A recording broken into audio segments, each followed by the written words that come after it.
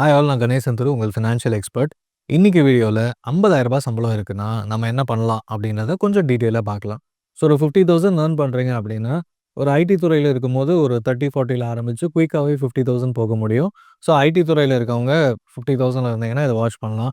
And கம்பேரிசன்க்கு வந்து ID துறையே எடுத்துக்க வேணாம். ஏன்னா யூசுவலா நம்ம ஆரம்பிக்கிறோம், இல்ல நான் எங்கேயாவது கிளாஸஸ் எடுக்கும்போது எல்லாரும் கேட்கறது, "ஐடில ஈஸியா வந்துருமே சார்" அப்படின்னுவாங்க. பட் ஆனா ஒரு மேனுஃபேக்சரிங் இண்டஸ்ட்ரியில இருக்கவங்க, எந்த துறையில இருக்கவங்க தான் கொஞ்சம் கொஞ்சமா கஷ்டப்பட்டு ஏர்ன் பண்றது 50,000 ஒரு அதுக்கு மேல போகுறதுக்கு ரொம்ப டைம் எடுக்குது அப்படின்னு சொல்றது. ஸோ நம்ம ஆவரேஜா எந்த துறையில இருந்தாலும் ஐடியோ, மேனுஃபேக்சரிங்கோ இல்ல எந்த மாதிரியான ஆட்டோமொபைல் செக்டாரோ, எந்த மாதிரியான ஜாபா இருந்தாலும் ஒரு 50,000 ஏர்ன் பண்றீங்க அப்படின்னா, ஒரு ஏர்லி ரிட்டயர்மென்ட் பாசிபிளா அப்படின்னு ஏர்ன் பண்ண யோசிக்கிற அளவுக்கு இப்போ வந்து வொர்க் பிரஷர் அதிகமா இருக்குன்னும் சொல்லலாம். சீக்கிரம் ரிட்டயர் ஆயிட்டு நான் பிசினஸ் ஸ்டார்ட் பண்றேன் அப்படின்ற மாரி பேசுறவங்களும் அதிகமா இருக்காங்க. ஸோ முதல்ல நம்ம வந்து பட்ஜெட்டிங் தான் ஆரம்பிக்கலாம். அதாவது எடுத்த உடனே நான் எங்க போகணும் அப்படின்றதும் தெரியணும். ஏர்லி ரிட்டயர்மென்ட் அத நோக்கி போறேன் அப்படின்னா, அது கண்டிப்பா இப்ப நம்ம ஒரு மைண்ட் பிளாக் என் சம்பளத்தில இதெல்லாம் பண்ண முடியுமா? அப்படின்றது தான். ஸோ ரீசென்ட்டா நான் வந்து ஒரு ஐடி இன்ஸ்டிடியூட்ல வந்து ஸ்டூடண்ட்ஸ் கிட்ட பேசும்போது, அவங்க கிட்ட கேட்ட முதல் கேள்வி வந்து ரூ. 1,00,00,000 உங்களால சேர்க்க முடியுமான்னு கேட்கும்போது, "சார் வாய்ப்பே இல்ல.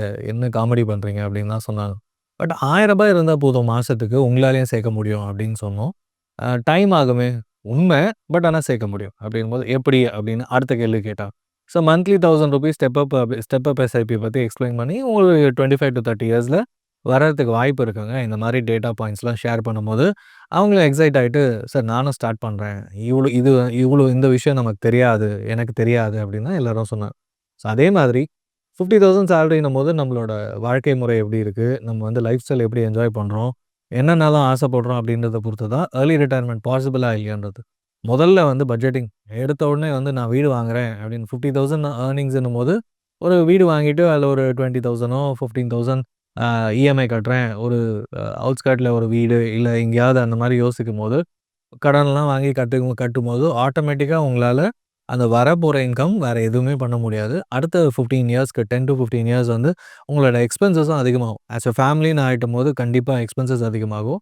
அப்போ இஎம்ஐயும் கட்டிட்டு உங்களால வேற யோசிக்கவே முடியாது. ரிட்டயர்மெண்ட்டும் யோசிக்க முடியாது. ஸோ ஃபர்ஸ்ட்டு வந்து 50,000 டச் பண்ணிட்டீங்க. வீடு வாங்கலாம் அப்படின்றத அந்த டிசிஷன கொஞ்சம் தள்ளி போடுங்க. வாங்கவே வேணான்னு சொல்லல. கொஞ்சம் தள்ளி போடுங்க. அண்ட் முதல்ல பண்ண வேண்டியது பட்ஜெட்டிங். என்னோட மாச சம்பளம் எவ்வளோ? எவ்வளோ சேவ் பண்ணலாம்? ஒரு 10% ₹5,000 எடுத்து வைக்க முடியுமா? அப்படின்றத முதல்ல ஆரம்பிங்க. ஸோ ரிமைனிங் 45,000ல வந்து என்னால ஃபேமிலி ரன் பண்ண முடியுமா? பேரண்ட்ஸ்க்கு குடுக்கணும், இல்ல ரென்ட்டு, அப்புறம் உங்க செலவுகள், அப்புறம் வேற என்னென்னலாம் இருக்கோ அதெல்லாம் மேனேஜ் பண்ண முடியுமா? அப்படின்றது. இந்த எடுத்து வைக்கிற பணத்தையும் வந்து மாசம் முடியலையா? அட்லீஸ்ட் ஒரு 5% அது கூட எடுத்து வைக்க முடியாம டைட்டா இருக்கீங்கன்னா, முதல்ல லோன் குளோஸ் பண்றதுக்கு, இல்லன்னா கடன் அடைக்கிறதுக்கு எங்கெங்கெல்லாம் லீக் ஆகுது அப்படின்றத ஐடென்டிஃபை பண்ணணும். நெறைய பேர் வந்து தேவையில்லாத செலவுகள். எங்கேயோ வெளிய போறோம், எக்கச்சக்கமா செலவு பண்ணிட்டு வந்துருவோம். ஐ மீன் இருக்கிற பணத்தில செலவு பண்ணிடுவோம். ஆர் ரொட்டேஷன். இந்த மாசம் கொஞ்சம் அதிகமாயிருச்சு. கிரெடிட் கார்ட்ல மேனேஜ் பண்ணிட்டு, அடுத்த மாசம் பே பண்ணிட்டு, மறுபடியும் கிரெடிட் கார்ட்ல மேனேஜ் பண்றது, இல்ல ஃபிரெண்ட்ஸ் கிட்ட வாங்கிட்டு குடுக்குறது, இந்த மாதிரியே போயிட்டுருக்கும். ஸோ முதல்ல இந்த ஃபார்முலா ஞாபகம் வச்சுக்கோங்க. Income minus savings. சம்பளத்தில ஒரு 10%ஆவது முதல்ல மினிமலா நான் சொல்றேன். எடுத்த உடனே அதிகமா சொன்னா முடியவே முடியாதுன்னுவாங்க. ஸோ மினிமலா என்னால சேவ் பண்ண முடியுமா? அப்படின்ற பாயிண்ட்ல ஆரம்பிச்சு, அந்த பணத்த தூக்கி ஒரு செகண்ட் சேவிங்ஸ் அக்கவுண்ட்ல வச்சீங்கன்னா, கண்டிப்பா உங்களால அந்த அக்கவுண்ட்ட டச் பண்ணக்கூடாது. அதாவது அட் எனி காஸ்ட் அந்த மாசத்துல செலவுக்குன்னு எடுக்கக்கூடாது. ஸோ முதல் 6 மாசத்துலேருந்து 10 மாசம் வரைக்கும் கொஞ்சம் கொஞ்சமா பணத்த சேர்த்து உங்களோட மாச தேவை. ஒரு ரூ. 40,000 மந்த்லி செலவாகுது. அப்புறம் கொஞ்சம் எக்ஸ்ட்ரா செலவாகுதுன்னும்போது, ஒரு மந்த்லி ஒரு ஆவரேஜ் 40,000 கண்டிப்பா வேணும்னு தெரியுது அப்படின்னா, 40,000 வந்து ஒரு 6 மாசத்துலேருந்து 10 மாசத்துக்கான பணம் ஒரு ரூ. 3,00,000லேருந்து ரூ. 4,00,000 வரைக்கும் சேர்க்க முடியுமா? அப்படின்னு கொஞ்சம் கொஞ்சமா பாருங்க. ஃபர்ஸ்ட்டு ஒரு 1 இயர்க்குள்ள இந்த பணத்த அக்யூமுலேட் பண்ணுங்க. ஏன்னா இந்த பணம் சேர்ந்துச்சுன்னா, எமர்ஜென்சிக்கு வேற யார்கிட்டயும் கேட்க மாட்டீங்க. ஒரு முக்கியமான இன்சூரன்ஸ் பே பண்ணணும். இல்லன்னா அர்ஜென்ஸ் வீட்ல இருக்கு ஹெல்த் இன்சூரன்ஸ் பே பண்ணணும். ஒரு ஹெல்த் எமர்ஜென்சி வீட்ல இருக்குன்னா, உங்களாலேயே உங்க ஃபேமிலிக்குள்ள நீங்களாவே ஹெல்ப் பண்ண முடியும், பண்ணிக்க முடியும். எமர்ஜென்சி ஃபண்ட் ரெடி ஆன பிறகு, ஃபர்ஸ்ட்டு எடுக்க வேண்டியது term insurance, health insurance and personal accident policy. ஏன்னா, இது வந்து முன்னாடியும் எடுத்துக்கலாம். எமர்ஜென்சி ஃபண்ட் ரெடி பண்ணிட்டு இருக்க டைம்லயும் இது பேசிக்கா எடுத்துட்டீங்கன்னா, யார்கிட்டயும் போ மாட்டீங்க. எல்லாம் பிளான் பண்ணிட்டீங்க. திடீர்னு உங்களுக்கு ஆயிடுச்சுன்னா, எனக்கு ஆயிடுச்சுன்னா நான் என்ன பண்ணுவேன்? டெர்ம் இன்சூரன்ஸ் இருந்தா என் ஃபேமிலி மேனேஜ் பண்ணிக்க முடியும். அதுக்கப்புறமா ஹெல்த் இன்சூரன்ஸ். நான் இருந்து என் ஃபேமிலில யாருக்கா ஹெல்த் எமர்ஜென்சின்னு நான் சொன்னேன் இல்லையா? ஹெல்த் இன்சூரன்ஸ் இருந்ததுன்னா, ஹெல்த் இன்சூரன்ஸ் மேனேஜ் பண்ணிக்கும். ஸோ என் பணம் வந்து தேவையில்லாம ஒரு 5,000 10,000 செலவு பண்ண வேண்டிய இடத்துல ஒரு 50,000மோ 1,00,000மோ செலவு பண்ண மாட்டேன். இது வந்து ஒரு மிகப்பெரிய அ சேவிங்ஸ்ன்னு கூட சொல்லிக்கலாம். ஏன்னா ஃபியூச்சர்ல கட்ட வேண்டிய பணத்த நான் ஒரு குட்டியா ஒரு இயர்லி இன்சூரன்ஸ் எடுக்கிறது மூலமா என்னால மேனேஜ் பண்ண முடியும். பெர்சனல் ஆக்சிடென்ட் பாலிசியும் அதுதான். அண்ட் எம்ப்ளாயீஸா இருக்கும்போது இது கண்டிப்பா தேவை. ஏன்னா நீங்க வந்து ஒரு எக்ஸ்ட்ரா ஒரு 1 வீக் லீவ் எடுத்தீங்கன்னா, லாஸ் ஆஃப் பே இருக்கும். இல்லன்னா வந்து என்ன பண்றதுன்னு யோசிப்பீங்க. பட் பெர்சனல் ஆக்சிடென்ட் பாலிசி இருந்து ஒரு ரைடர் ஆட் பண்ணியிருந்தீங்கன்னா, வீக்லி அலோவன்ஸும் கிடைக்கும். ஸோ ஆட்டோமேட்டிக்கா இந்த மாதிரி இருக்கிற பாலிசிய நீங்க எடுங்க. ஸோ தட் ஆட்டோமேட்டிக்கா உங்களுக்கு வந்து ஒரு வீக்குக்கு ரூ. 5,00,000 பாலிசி எடுக்கிறீங்கன்னா, ரூ. 5,000 கிடைக்கும் வீக்லி. ரூ. 10,00,000 எடுக்கிறீங்கன்னா, அண்ட் இன்சூரன்ஸ் அமௌண்ட்டும் பார்த்தீங்கன்னா, ஒரு 30, 35 வயசுல இருக்கீங்க அப்படின்னா, கண்டிப்பா ஒரு ரூ. 1,500, ரூ. 2,000க்கு மேல இருக்காது. வருஷத்துக்கு சொல்றேன். ஸோ இந்த 3 பாலிசி கண்டிப்பா எடுத்துக்கோங்க. ஸோ தட் ஏதோ ஒரு எமர்ஜென்சி சிச்சுவேஷன் தேவையில்லாம பணம் போறத முதல்ல ஸ்டாப் பண்ண முடியும். எமர்ஜென்சி ஃபண்ட் ரெடி பண்ணிடுங்க. அடுத்தது இன்வெஸ்ட்மென்ட். பொறுமையா ஒவ்வொரு ஃபினான்ஷியல் கோலுக்காகவும் பிளான் பண்ணலாம். உங்க இயர்லி ஸ்கூல் ஃபீஸ் பசங்களுக்கு என்ன பிளான் பண்றீங்க? அத வந்து நம்ம எங்க சேர்க்கிறோம் பசங்கள? நான் வந்து என் பட்ஜெட்டுக்குள்ள இருக்கா? அப்படின்றத முதல்ல யோசிக்கணும்.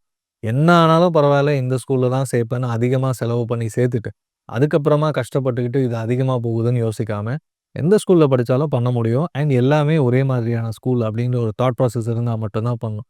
நெறைய பேர் அ ஆ ஆசைப்பட்டு பெரிய ஸ்கூல்ல சேர்த்துட்டு மேனேஜ் பண்ண முடியாம, ஏன்னா ஸ்கூல் சேர்ந்த பிறகு எக்ஸ்ட்ரா செலவுகள் அதிகமாகுது. அதுவுமே வந்து நெறைய பேரால மேனேஜ் பண்ண முடியல. என் பட்ஜெட் ஃப்ரெண்ட்லியா ஸ்கூல் இருக்கா அப்படின்றத பாருங்க. ஏன்னா எல்லா ரேஞ்சஸ்லயும் எல்லா ஸ்கூல்ஸும் அவைலபிளா இருக்கு. இன்டர்நேஷனல் ஸ்கூல்ஸ்ன்னு போகாம இந்த மாதிரி ஸ்கூல்ஸும் இருக்கு. ஸோ அதில பசங்கள சேர்த்து என்னெல்லாம் பெஸ்ட்டா குடுக்க முடியுமோ, எக்ஸ்ட்ரா கரிக்குலர் ஆக்டிவிட்டீஸ் பண்ண முடியும்னா, எல்லா ஸ்கூல்ஸும் இப்பலாம் பண்றாங்க. அதுலயும் பண்ணலாம். ஸோ ஸ்கூல் எஜுகேஷன் தான் மெயினா இருக்கும் வருஷா வருஷம். அத எப்படி மேனேஜ் பண்றோன்றதையும் நீங்க பிளான் பண்ணணும். ஏன்னா ஆல்மோஸ்ட் இயர் எண்ட் இன்னொரு 3 மந்த்ஸ்ல ஸ்கூல் முடிய போது. ஸோ அட்லீஸ்ட் நெக்ஸ்ட் இயருக்கு நீங்க இப்பவே பிளான் பண்ண ஆரம்பிக்கலாம்.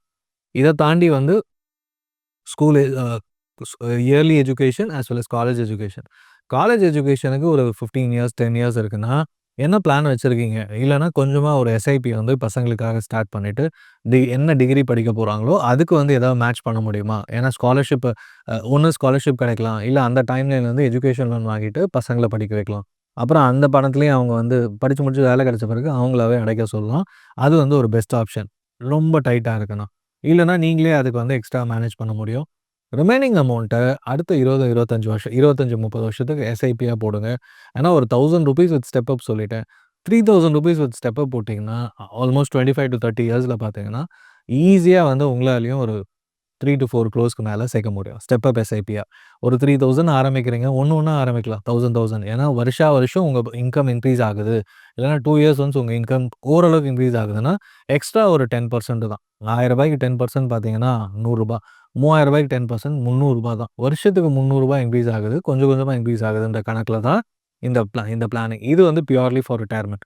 ஸோ ரூ. 3000 உங்க ரிட்டயர்மென்ட். ரூ. 2,000 வந்து இயர்லி காலேஜ் எஜுகேஷன். ரிமைனிங் பணத்த மேனேஜ் பண்ணி உங்களோட வருஷத்துக்கு போனஸ் கிடைக்குதா, அந்த பணத்தெல்லாம் வச்சு ஸ்கூல் ஃபீஸு இதெல்லாம் பிளான் பண்ணிட்டீங்கன்னா, மீதி பணத்த தாராளமா உங்களால வந்து மந்த்லி என்டர்டெயின்மென்ட்டுக்கு, அப்புறம் வெளியில போகுறதுக்கு எல்லாத்துக்குமே பிளான் பண்ண முடியும். அண்ட் 50,000 வந்து 50,000ல இருக்க போறதில்ல. ப்ராபப்ளி ஒரு 2, 3 இயர்ஸ் ஒன்ஸ் கொஞ்சம் கொஞ்சமா உங்க இன்கம் இன்க்ரீஸ் ஆக ஆரம்பிக்கும். இதுக்கு நடுவுல கொஞ்சம் பணத்த உங்க ஸ்கில்ஸ் டெவலப்மென்ட்டுக்கும் யுட்டிலைஸ் பண்ணுங்க. அதாவது நீங்க இருக்கிற கம்பெனில ஏதாவது படிச்சா, இல்ல ஏதாவது தெரிஞ்சுக்கிட்டா அதிக ப்ரமோஷன் கிடைக்குமா? இல்ல வேற கம்பெனிக்கு போகுறதுக்கு என்ன பாசிட்டிவா இருக்கும்? இந்த மாதிரி விஷயங்கள். ஏன்னா தெரிஞ்ச விஷயத்தையே ரிப்பீட்டடா பண்றீங்க, இல்ல கொஞ்சம் கொஞ்சமா ஆஃபீஸ்ல புஷ் பண்ணா தான் கத்துக்கிறீங்க அப்படின்னா, உங்களோட குரோத் வந்து ஸ்டாக்னன்ட் ஆயிடும். பெருசா இருக்காது. பட் ஆனா எந்த வயசுலயும் ஏன்னா 40 வயசுலயே இப்ப பார்த்தீங்கன்னா, சில ஆஃபீஸஸ்லாம் வந்து ஐடி கம்பெனிஸ்ல பிங்க் ஸ்லிப் குடுத்துட்டு போதுங்க. அ அ ஒரு பெரிய சிவியரன்ஸ் பே குடுத்து அனுப்பிடுவாங்க. ஸோ அந்த மாரி சிச்சுவேஷன் யாருக்கு வேணா நிகழலாம். பட் ஆனா நீங்க கான்ஃபிடென்ட்டா இருக்கீங்க. எப்போ கான்ஃபிடன்ஸ் வரும்?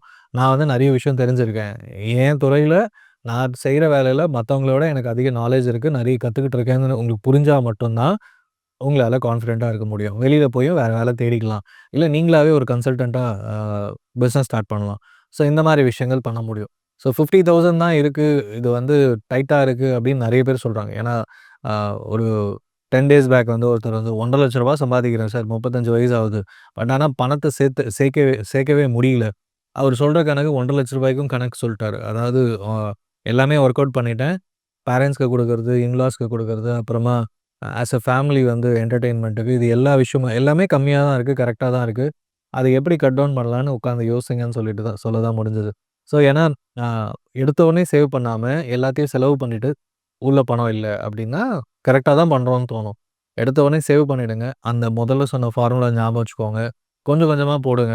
பட்ஜெட்டிங்ல ஏதாவது இஷ்யூஸ் இருக்கா? ஏன்னா இத சால்வ் பண்ணிட்டு கோல்ஸ் கிளாரிட்டியோட இருந்தீங்கன்னா, கண்டிப்பா பணம் வந்து தானா கிரியேட் பண்ணலாம். அண்ட் இன்கம் இன்கிரீஸ் ஆகுறதுக்கு ஸ்கில்ஸ டெவலப் பண்ணிக்கிட்டே இருங்க. அப்பதான் வந்து கண்டிப்பா லைஃப் லாங் வந்து பணமும் வந்துகிட்டே இருக்கும். லைஃப் லாங் லேர்னரா இருந்தீங்கன்னா, லைஃப் லாங் பணமும் வந்துகிட்டே ஏர்னராவும் இருப்பீங்க. So start focusing on it. இப்பவே வொர்க் அவுட் பண்ணுங்க. ஏதாவது இந்த இடத்துல வொர்க் அவுட் பண்ணும்போது ஸ்டக் ஆனீங்கன்னா, கீழ கமெண்ட் பண்ணுங்க. நான் உங்கள ரீச் அவுட் பண்றேன். Thank you so much for வாட்சிங். மேலும் ஈடி தமிழ் சேனல்ல வரப்போகும் பிசினஸ் மற்றும் அது ரிலேட்டடான வீடியோவை பார்க்க உடனே கீழே இருக்க சப்ஸ்கிரைப் பட்டனை கிளிக் பண்ணுங்க.